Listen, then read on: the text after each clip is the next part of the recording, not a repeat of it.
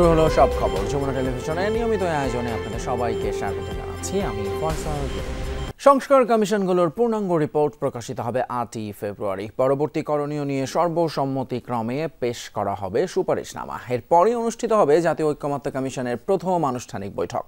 এসব তথ্য জানিয়েছেন আইন উপদেষ্টা আসিফ নজরুল। সন্ধ্যায় ফরেন সার্ভিস একাডেমিতে সংবাদ সম্মেলনে তিনি জানান, সরকার আশা করছে বৈঠকটি ফেব্রুয়ারির মাঝামাঝি অনুষ্ঠিত হবে। রাজনৈতিক দলগুলো চাইলে রমজান মাসেও চলবে বৈঠক। সর্বজনীন মতৈক্য প্রতিষ্ঠার জন্য অন্তর্বর্তী সরকার অক্টোবরে 6টি সংস্কার কমিশন গঠন করে, যার মধ্যে 4টি সংস্কার কমিশন গত 15 জানুয়ারি তাদের প্রতিবেদন জমা দেয়। বুধবার বিচার বিভাগ ও জনপ্রশাসন সংস্কার কমিশন তাদের প্রতিবেদন জমা দেবে প্রধান উপদেষ্টার কাছে। সন্ধ্যায় সংস্কার কমিশনের পরবর্তী কার্যক্রমের ব্যাপারে জানাতে রাজধানীর ফরেন সার্ভিস একাডেমিতে সংবাদ সম্মেলন করে প্রধান উপদেষ্টার প্রেস উইং। আজকে এটা খুব গুরুত্বপূর্ণ মিটিং ছিল কমিশন প্রধানদের সাথে। আইন উপদেষ্টা আসিফ নজরুল জানান, সংস্কার কমিশনগুলোর পূর্ণাঙ্গ রিপোর্ট 8 ফেব্রুয়ারি প্রকাশ করা হবে। সেদিন কমিশন প্রধানরা মিলে পরবর্তী করণীয় নিয়ে সর্বসম্মতিক্রমে একটি সুপারিশনামা পেশ করবেন। সেদিনই সব রাজনৈতিক দল ও অভ্যুত্থানের পক্ষশক্তির কাছে তা পৌঁছে দেওয়া হবে। এরপরে সবার সমঝোতা ক্রমে জাতীয় ঐক্যমত্য কমিশনের প্রথম আনুষ্ঠানিক বৈঠক অনুষ্ঠিত হবে। আইন উপদেষ্টা বলেন, সরকার আশা করছে ফেব্রুয়ারির মাঝামাঝি হবে এই বৈঠক, তবে তারিখ নির্ধারিত হবে রাজনৈতিক দলগুলোর সাথে আলোচনা করেই। সংস্কার কমিশনগুলোর পূর্ণাঙ্গ রিপোর্ট আমরা আশা করছি 8 ফেব্রুয়ারি প্রকাশ করা হবে। 6টা কমিশন মিলে একটা সর্বসম্মত সুপারিশনামা পেশ করবেন। আলোচনা এবং সমঝোতা ক্রমে জাতীয় ঐক্যমত্য কমিশনের প্রথম আনুষ্ঠানিক বৈঠক অনুষ্ঠিত হবে। আমরা আশা করছি এটা ফেব্রুয়ারির মাঝামাঝি সময় অনুষ্ঠিত হবে। আসিফ নজরুল জানান, জাতীয় ঐক্যমত্য কমিশনের প্রথম বৈঠকে সভাপতিত্ব করবেন কমিশন প্রধান ডক্টর মোহাম্মদ ইউনুস। কমিশন প্রধানদের সাথে থাকবেন রাজনৈতিক দল ও অভ্যুত্থানের পক্ষের শক্তির প্রতিনিধিরা। এতে যত দ্রুত সম্ভব সংস্কারের ক্ষেত্রে করণীয় ঠিক করা হবে। রাজনৈতিক দলগুলো রাজি থাকলে রমজানেও আলোচনা চালিয়ে নেবে সরকার। সভাপতিত্ব করবেন ঐক্যমত্য কমিশনের প্রধান ডক্টর মোহাম্মদ ইউনুস। সকল রাজনৈতিক দল এবং আন্দোলনের যারা পক্ষশক্তি ছিল তাদের প্রতিনিধিরা থাকবেন এবং আমাদের যারা কমিশন চিফ আছেন ওনারা সবাই উপস্থিত থাকবেন। সম্ভব হলে রোজার মধ্যেও চালিয়ে নেওয়া হবে, রাজনৈতিক দলগুলো যদি রাজি থাকেন, এবং যত দ্রুত সম্ভব আমাদের সংস্কারের ক্ষেত্রে করণীয় কি সেটা ঠিক করা হবে। আইন উপদেষ্টা জানান, 6 সংস্কার কমিশনের কাজ এই মাসের 8 তারিখেই শেষ হচ্ছে, আর সেদিন থেকেই যাত্রা শুরু করবে জাতীয় ঐক্যমত্য কমিশন। এইগুলি হচ্ছে জাস্ট আমার কথা বললাম যে বিভিন্ন পদ্ধতিতে করা যেতে পারে। তানফির মৌসুম, যমুনা নিউজ, ঢাকা। স্বাস্থ্য খাত সংস্কারে স্বল্প এবং দীর্ঘমেয়াদের রূপরেখা দিয়েছে বিএনপি। ক্ষমতায় গেলে যুক্তরাজ্যের আদলে সব নাগরিকের জন্য বিনামূল্যে চিকিৎসার ঘোষণাও দেয়া হয়। বিএনপি গঠিত স্বাস্থ্য সংস্কার কমিটির প্রধান ডক্টর খন্দকার মোশাররফ হোসেন সরকারকে রাজনৈতিক দলের সাথে আলোচনা করে জনবান্ধব প্রস্তাবনা চূড়ান্ত করার পরামর্শ দেন। স্বাস্থ্য খাত নিয়ে পর্যালোচনা শেষে আগামীর পরিকল্পনার জন্য স্বল্প, মধ্যম এবং দীর্ঘমেয়াদী রূপরেখা প্রস্তুত করেছে বিএনপি, যেখানে বর্তমান সরকারের কাছে রোগী এবং চিকিৎসা কর্মীদের জন্য সমতা ভিত্তিক আইন, গ্রামীণ স্বাস্থ্য সহকারী নিয়োগ সহ 6 দফা সুপারিশ করা হয়। অন্যদিকে বিএনপি নেতা রিজভী আহমেদ সংস্কারের কথা বলে ধোঁয়াশা তৈরি না করতে সরকারের প্রতি আহ্বান জানিয়েছেন।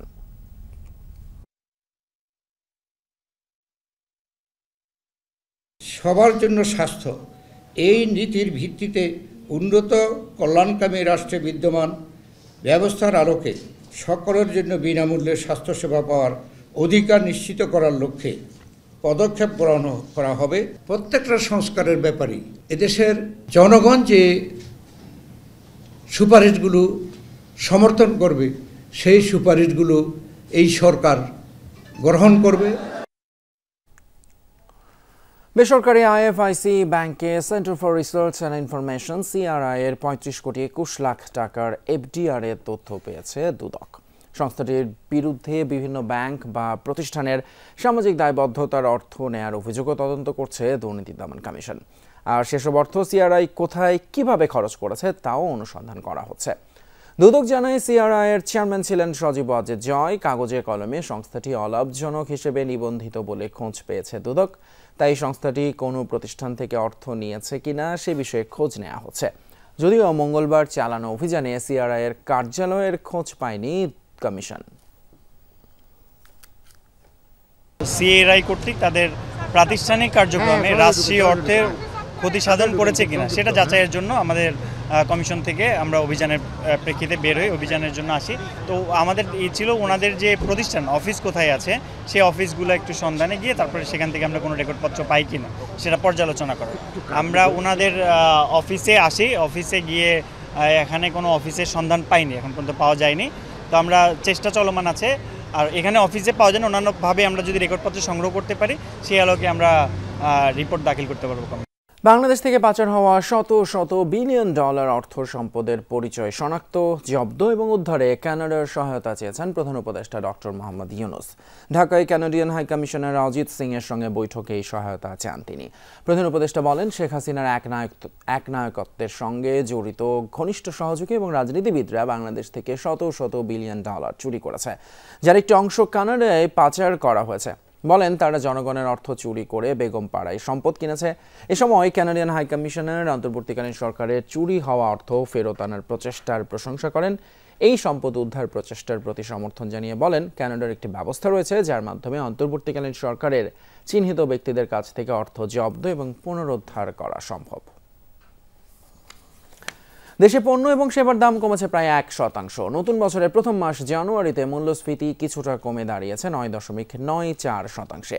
বাংলাদেশ পরিসংখ্যান ব্যুরো BBS এর তথ্য অনুযায়ী ডিসেম্বরে সামগ্রিক মূল্যস্ফীতি ছিল 10.89। BBS এর সবশেষ তথ্য বলছে জানুয়ারিতে দেশে খাদ্য মূল্যস্ফীতি 2.2% কমে 10.72% নেমে আসে। গত ডিসেম্বরে খাদ্য মূল্যস্ফীতি ছিল প্রায় 13% এবং নভেম্বরে সেটা ছিল 13.8। খাদ্য মূল্যস্ফীতি হ্রাসের ফলে দেশের সামগ্রিক মূল্যস্ফীতিও জানুয়ারিতে প্রায় 1% কমে 9.94 নেমে আসে। এদিকে জানুয়ারিতে খাদ্য বহির্ভূত মূল্যস্ফীতি সামান্য বেড়ে 9.32% পৌঁছায়, যা গত ডিসেম্বরে ছিল 9.26%।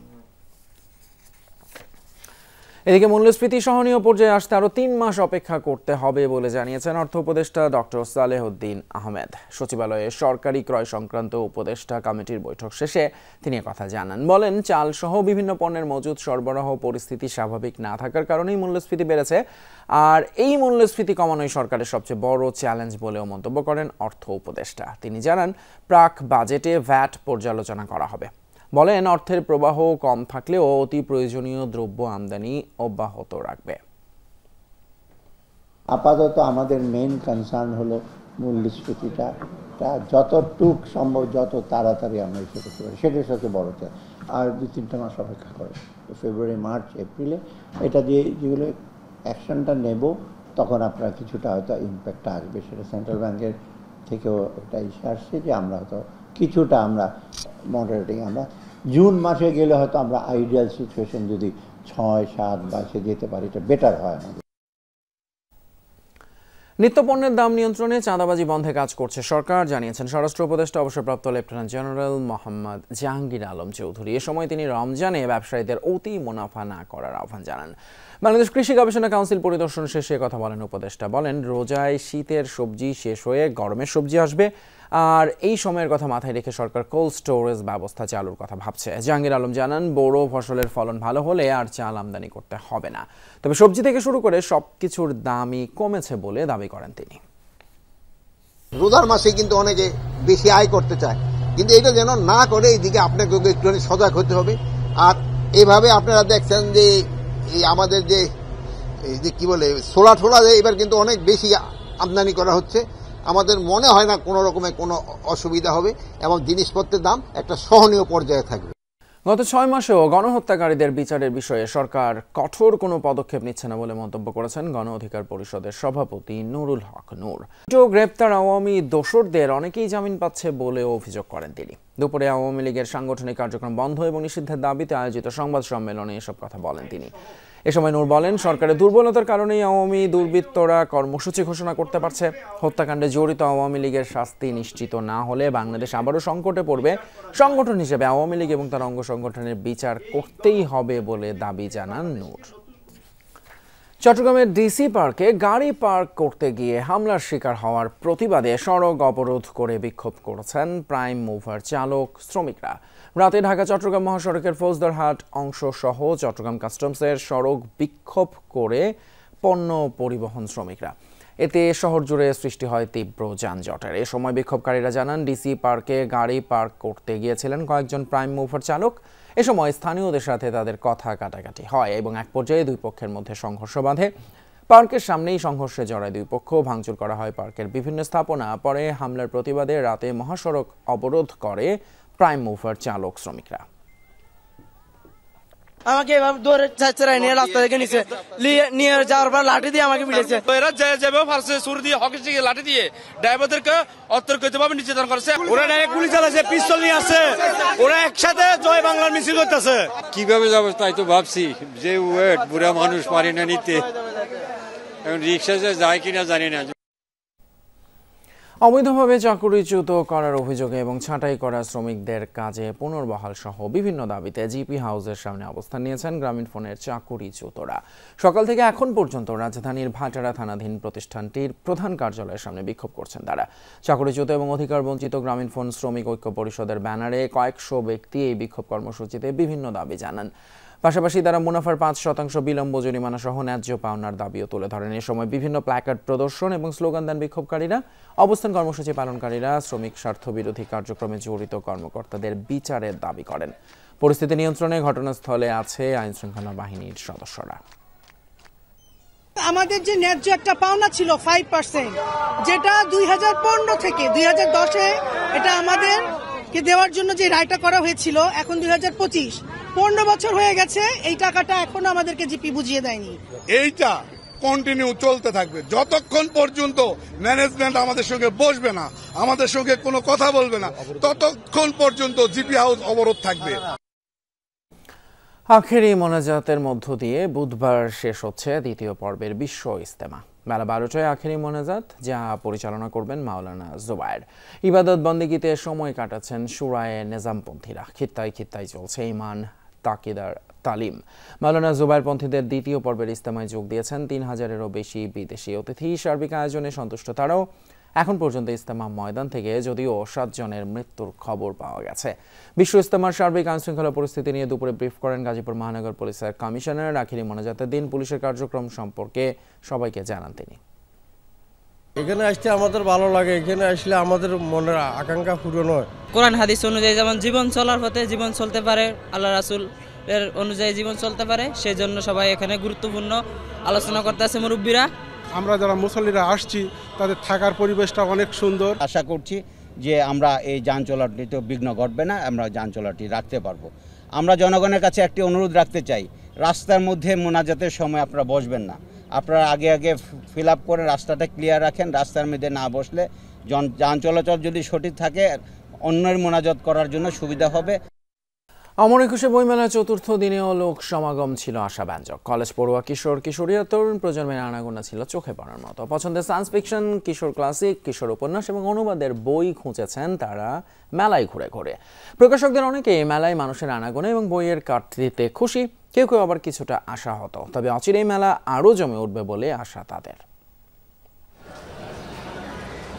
ফেব্রুয়ারি মানেই নতুন বইয়ের ঘ্রাণে মাতোয়ারা হবেন বইপ্রেমীরা। তাই তো বিকাল থেকেই মেলা প্রাঙ্গণে মানুষের স্রোত। এই স্রোতে সবচেয়ে বেশি চোখে পড়েছে স্কুল কলেজের শিক্ষার্থীদের। ক্লাস বা পরীক্ষা শেষে কাঁধের ব্যাগ নিয়েই হাজির বইমেলায়। পছন্দের প্রকাশনী কিংবা লেখকের বইয়ের ঠিকানা খুঁজে নেওয়াটাই লক্ষ্য এখন। আমাদের এক্সাম ছিল, আমরা অলরেডি 2টা বই কিনছি, আরও দেখতেছি। আমরা ফার্স্ট একটা স্টলে দেখলাম। নতুন বই একটা আলাদা ভালো লাগে কাজ করে, নতুন বইয়ের ঘ্রাণ নিতে ভালো লাগে। কিশোর ও তরুণদের প্রথম পছন্দ সায়েন্স ফিকশন, সাথে কিশোর ক্লাসিক ও অনুবাদও খোঁজেন তারা। ব্যান্ড মেম্বার অনেকগুলো বই ছাড়তেছে, জুনাইদ ইবান, হাসান ইথার ভাই। এরপরে আলাদা হলো যে ফারুকি আহমেদ স্যার, ওনাদের বইগুলো অনেক পছন্দ, ওগুলা খুঁজতেছি, ওগুলা পেলে ওগুলা নিব। হুমায়ুন আহমেদের বই বাসায় জমতে জমতে একদম স্তূপ হয়ে গেছে, তো এখন নতুন নতুন রাইটারদের বই কেনা হয়। সায়েন্স ফিকশন বা কিশোর ক্লাসিক এবং বিভিন্ন উপন্যাস, থ্রিলার, সব ধরনের বই তারা তাদের পছন্দ অনুযায়ী খুঁজছে এবং সে অনুযায়ী আমরা তাদেরকে সে অনুযায়ী বই আমরা প্রোভাইড করতে পারছি। সোহরাওয়ার্দী উদ্যানের সব স্টলে সেজেছে বইয়ের পর্সা নিয়ে। পাঠক আসছেন, উল্টে পাল্টে দেখছেন বই। অল্প হলেও শুরু হয়েছে বিকিকিনি। বিখ্যাত সাহিত্যিকের যে উপন্যাসগুলো আছে সেগুলো থাকবে, সৈয়দ মুস্তফা আলীর বইগুলো তো অবশ্যই থাকবে, আর যে নতুন বইগুলো আসবে 11টা বই আসার সম্ভাবনা আছে। পুরাতন লেখক যেগুলো আছে, যেরকম রবীন্দ্রনাথ ঠাকুর, হুমায়ুন আহমেদ, শরৎচন্দ্র, তারপরে বিভূতিভূষণ, যারা এদের বই পড়তে পছন্দ করে তারা এই বইটাই খুঁজে এসে। শুরুর দিকে জনপ্রিয় লেখকদের তেমন একটা দেখা না মিললেও মেলা মাতিয়ে রেখেছেন তরুণরা। প্রজন্মের মেলবন্ধনে বইমেলা হয়ে ওঠে প্রাণের উৎসবে। বিভিন্ন বছরের চাইতে এবারের স্টল আমাদের খুব ভালো জায়গায় পড়ছে, সেই অনুসারে আমাদের বিক্রি হচ্ছে। সায়েন্স ফিকশন ধরনের বই দেওয়ার চেষ্টা করেছি, নতুন বই কিছু প্রবাসমূলক প্রবাসের উপর নির্ভর করে, অর্থাৎ যেগুলো ভ্রমণ কাহিনী বলা হয় সেগুলোকে আমরা আনার চেষ্টা করেছি। মঙ্গলবার মেলায় নতুন বই এসেছে 47টি। গেল 4 দিনে মোট নতুন বইয়ের সংখ্যা 92। এই সংখ্যা দ্রুতই বাড়বে বলে প্রত্যাশা প্রকাশকদের। শওকত মঞ্জুর শান্ত, যমুনা নিউজ, ঢাকা। অনুষ্ঠিত হয়ে গেল glow and beyond by glow and lovely. এটি গ্লো অ্যান্ড লাভলির নতুন innovation glow and lovely brightening face সিরামের মোড়ক উন্মোচন অনুষ্ঠান। সন্ধ্যায় রাজধানীর ইন্টারকন্টিনেন্টালে এই অনুষ্ঠানের আয়োজন করা হয়। এতে অংশ নেন ইশায়াত তাহসিন, সোনেরা তাসনিম, আফরিন সামাইরা সহ দেশে জনপ্রিয় প্রায় 40 জন নারী ইনফ্লুয়েন্সার। অনুষ্ঠানে উপস্থিত ছিলেন গ্লো অ্যান্ড লাভলির ব্র্যান্ড অ্যাম্বাসাডর সাবিলা নূর এবং হোস্ট হিসেবে ছিলেন Sara Alam. Camera flash, music এবং আড্ডায় জমে উঠেছিল glow and beyond by glow and লাভলির সন্ধ্যা। সাবিলা নূর প্রোগ্রামে আসা ইনফ্লুয়েন্সারদের সাথে কথা বলার পাশাপাশি তাদের মতামত জানতে চান। সেই সাথে ট্রেন্ড সেটার ইনফ্লুয়েন্সারদের স্কিন কেয়ার কন্টেন্ট নিয়ে সামনের দিনগুলোর প্ল্যান সম্পর্কে জানতে চান তিনি। বাংলাদেশ স্টিল রি-রোলিং মিলস লিমিটেড এবং বিএসআরএম স্টিল লিমিটেডের অর্ধবার্ষিক আর্থিক প্রতিবেদন নিয়ে একটি সভা অনুষ্ঠিত হয়েছে। মঙ্গলবার সন্ধ্যায় গুলশানে ঢাকা ক্লাবে অনুষ্ঠিত হয় সভায় সভাপতিত্ব করেন কোম্পানির চেয়ারম্যান আলী হোসেন আকবর আলী। এ সময় তিনি কোম্পানির আর্থিক প্রতিবেদনের বিভিন্ন গুরুত্বপূর্ণ বিষয় তুলে ধরার পাশাপাশি বর্তমান অর্থনৈতিক অবস্থা এবং ব্যবসা বাণিজ্যের প্রভাব সম্পর্কে আলোচনা করেন। এছাড়াও ভবিষ্যৎ কর্ম পরিকল্পনা এবং সম্ভাবনা সম্পর্কে আলোচনা করেন তিনি। সভায় কোম্পানির ব্যবস্থাপনা পরিচালক মণ্ডলী, কোম্পানির সচিব সহ বহু সংখ্যক শেয়ার হোল্ডার অংশ নেন। শুরু হলো plating reality show art of plating season 2। এটি Akij tableware art of plating এর দ্বিতীয় সিজন। এতে অংশগ্রহণ করে 20 লক্ষ টাকা জিতে নেওয়ার সুযোগ রয়েছে। দুপুরে এক সংবাদ সম্মেলনে এই তথ্য জানায় প্রতিষ্ঠানটি। জানানো হয়, প্রথম সিজনে দর্শকদের কাছ থেকে সাড়া পাওয়া এবার আরও বড় পরিসরে আয়োজন করা হচ্ছে ফুড প্লেটিং এর আর্টে দেশের সংস্কৃতি এবং নিজস্ব গল্পগুলো পুরো বিশ্বের কাছে তুলে ধরতেই ফুড আর্ট কালচারকে সমৃদ্ধ করতেই প্রচেষ্টা। দ্বিতীয় সিজনটি এবার দেখা যাবে জাতীয় টেলিভিশনের পর্দায়। প্রাথমিকভাবে নিজের করা সেরা প্লেটিং এর ছবি তুলে তা ওয়েবসাইটে সাবমিট করে প্রতিযোগিতায় অংশ নিতে হবে। এরপর অভিজ্ঞ ও স্বনামধন্য শেফদের বিচারে বিশ্লেষণের মাধ্যমে সকল অংশগ্রহণকারীদের মধ্য থেকে শীর্ষ 30 জনকে বাছাই করা হবে। অংশগ্রহণকারীরা www.aop.com.bd এই ওয়েবসাইটে রেজিস্ট্রেশন করতে পারবেন। এই ছিল আজকে সব খবরের আয়োজন। এতক্ষণ সাথে থাকার জন্য ধন্যবাদ আপনাদের সবাইকে।